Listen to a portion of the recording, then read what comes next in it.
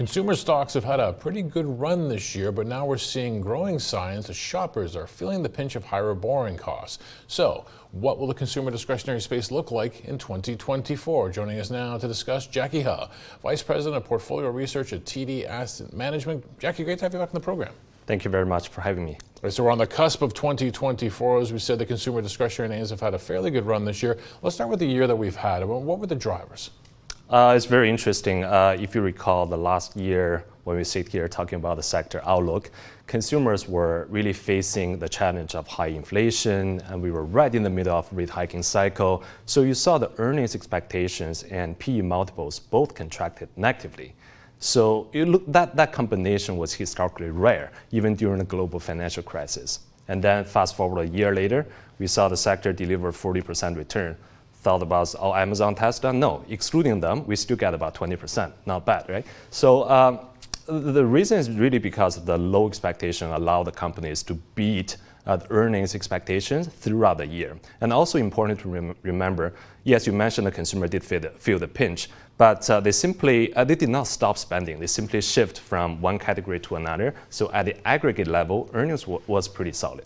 Okay, so defying expectations as we head into 2024, the expectation investors in the markets are bringing into the year is that the Federal Reserve, the Bank of Canada, other central banks are going to start cutting rates. What does consumer discretionary look like in an environment like that? Yeah, that's quite interesting. I think it's better to visualize that. The first chart I brought in is quite important. If you look at those shaded areas that show the historical like easing cycle, and the green line shows the relative performance. And you find historically the sector tend to underperform leading up to the first rate cut.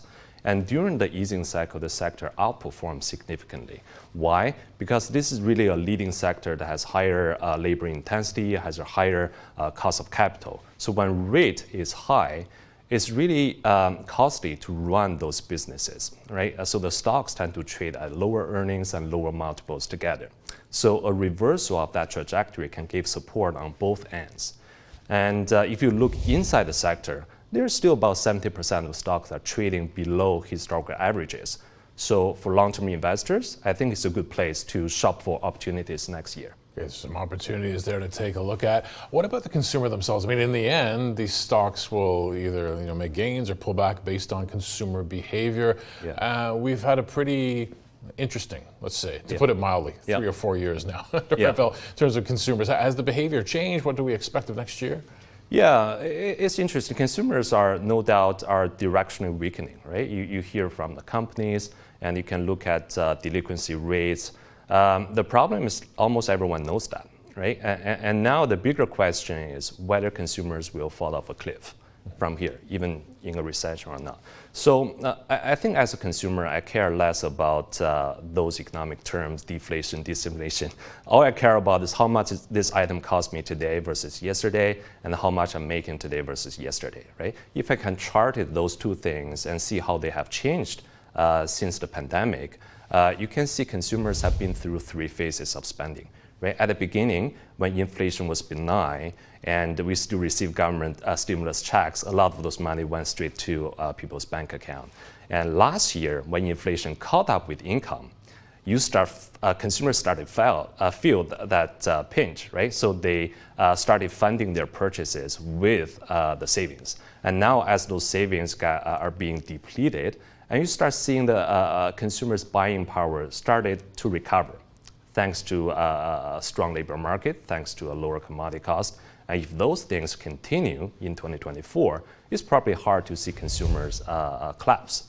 But I can certainly see consumers remain selective and continue to be price sensitive. Yeah, we're showing the viewers that chart. It's a pretty telling one. I mean, structurally longer term as we go forward, even beyond next year, what should we be thinking about this as investors if we're taking a look at the consumer space?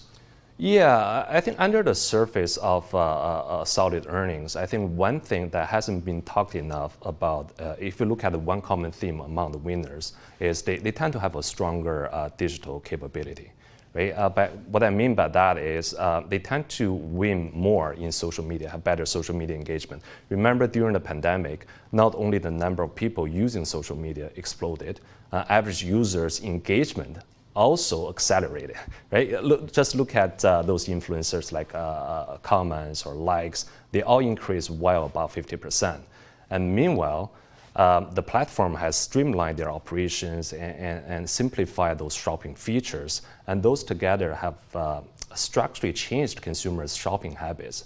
And now even my mom shops online, right? Wow. But they also have a structural implication on businesses.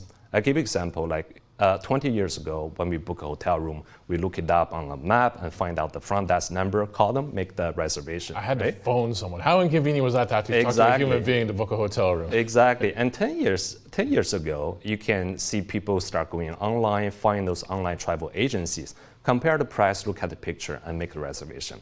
Today, we start seeing more and more people go straight to social media and look at those short videos and how other people experienced it.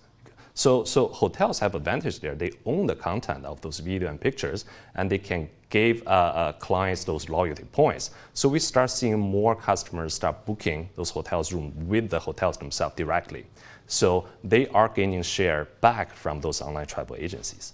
Social media seems right too for fashion brands. In terms of, if you're talking about influencers and people taking a visual cue as to how they want to spend their money, it must be a place that fashion needs to exert itself, show itself. Yeah, I'm sure you know a lot of fashion. You're a fashion guy. If you look at the social media, right, I do think they have made fashion cycle shorter and shorter. And probably an influencer in Asia can have an overnight impact on wearing style in Canada. Fast fashion, right? Yeah, let's talk about that. Exactly, right? And consumers basically just need the fresh look, like on a more frequent basis at a cheaper price. You talk about fast fashion, like traditional fashion will take about, they only wear about 2 seasons, right? And they have 6 months in between to prepare for their design, the product procurement, manufacturing, distribution. Fast fashion can condense that in a few weeks. And that's why recently, if you hear about Shein, that's an e-commerce player, they can do that even within 1 to 2 weeks. So consumers love that. How does that challenge the business? Because if fashion cycles are changing that quickly, some of the people maybe who haven't adapted as quickly are going to find themselves with coats that are too long when the coat should be short. Yeah, it is having a lot of competition, certainly increasing the competition with the existing retailers, right? And not only Shein, I talk about that, we talk about Temu, that's another very popular name this year, not because of their size, they're pretty small, but they are both growing very aggressively. They are the most downloaded e-commerce apps. And the reason of their success really behind their engagement with social media. And they're trying to replicate that success back in China, in North America. Each of them spend about $100 million in social media, and they try to engage more with customers, understand better what they need, and promote their low price advantages. But can they be a more material threat? That will depend on whether they retain those customers, right? If you look at Temu, their monthly active users has been declining month over month since the summer. That means customers, after downloaded, are not using their platform on a recurring basis. If that happens, it will make them hard to scale. Remember, the advantage for them is low price because of supply chain, but disadvantage for them is the quality and services.